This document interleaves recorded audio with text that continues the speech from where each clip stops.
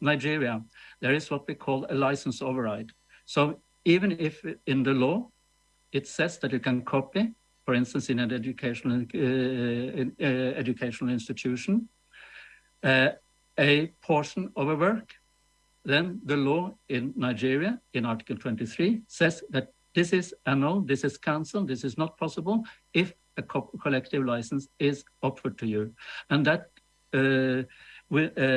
that needs to be a license offered by the rights holders and could be through a collective management organization, through an RRO. And that is why it's so important that you authors and publishers in Nigeria grant mandates to REPRODUCTION to start licensing the usages of your works or through reprographic copying.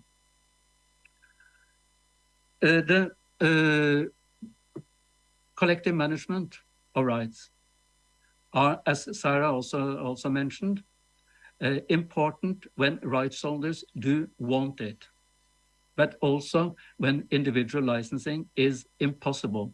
Typically, an orphan work, which is a work where you don't know the author or you cannot locate the author or other rights holder, then it's impossible to administer the rights individually. Then it has to be done collectively.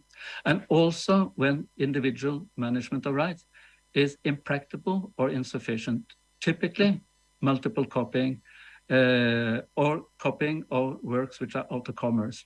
Just think of the number of copies made in a university by each student.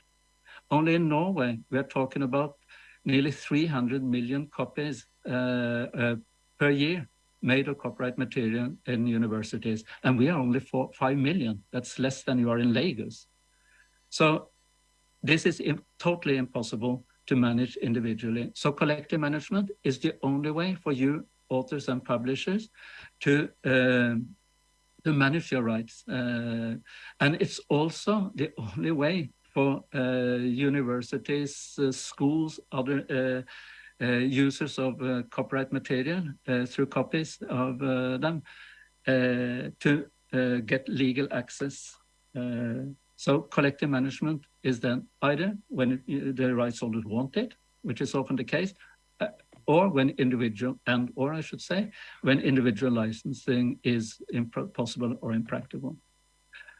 The collective management in general, we have talked about some previous speakers have talked about the importance in their own countries. Like Dora mentioned the amount collected in a country like Malawi. We know from studies carried out using a methodology developed for WIPO, the World Intellectual Property Organization, that the most important sector within the core copyright industries is the press and literature, the print sector. But you will see that collective management organizations and revenues generated from collective management organizations, and that includes RROs, represent more than 1%, which is substantial. It is a substantial amount because it amounts to more than $10 billion per year. The main sectors licensed by the RROs are by far the education. In fact, RROs started their activities in the 1970s in response to a request from universities and schools for easy legal access to excerpts of all the published works. They didn't always need a copy of the whole book. They needed a chapter, they needed pages, and they asked, could you help us resolve that issue? And the authors and the publishers responded by creating RROs. They offer two types of licenses. The most frequent one, as mentioned also by Dora in her previous presentation, are so-called repertoire blanket license. That means that REPRODUCTION, for instance, signs a licensing agreement with a university on predefined conditions. It's a pre-authorization. You don't have to contact. It's a pre-authorization to the university to make copies at a unified set of conditions, at a unified price, and without having to ask or without having to consider, simply observing and respecting the licensing conditions. But then, in addition to this repertoire blanket license, which then covers the whole repertoire of the RRO, they could also offer transactional licenses, because sometimes a book is completely out of print. And the university would say, we need that book. We need to copy that book for this specific course. And we need such and such number of copies.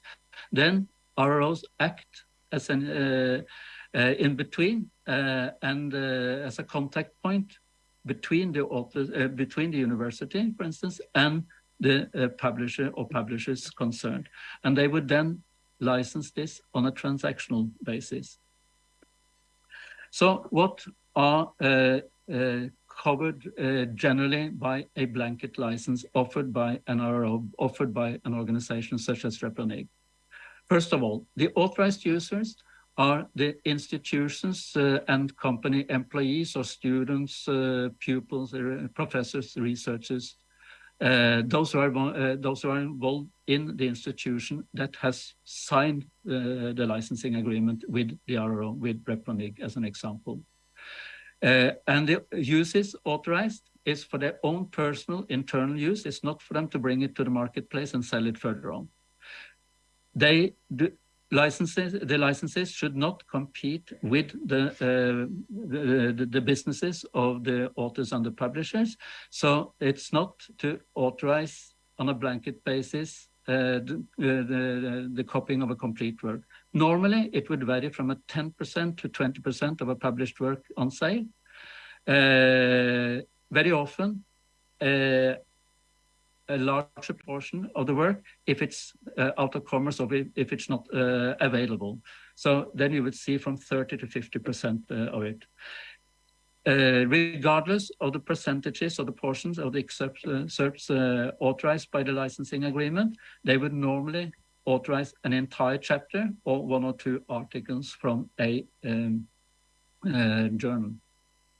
So what would the authorized uses be? Typically photocopy, faxing, printing, digitizing, downloading, storing on a database, making available on internet, etc., and including in PowerPoint presentations and project on an interactive smartboard, and also the scanning, which is the most frequent way of authorizing digital uses by an RRO. The conditions that you would also that the user would also have to observe are that it would have to participate in studies or declare copies, so it would be possible for the RRO to have information on what is being copied and how they could distribute it. They also need to sensitize and inform the employees or students or professors or what have they, and also contribute to sharing information. And then revenues are calculated on different ways. Like in Botswana, there's in the agreement, there is a per page rate, and it says that on the basis of a survey, we have identified such and such number per year per student, and so they calculate.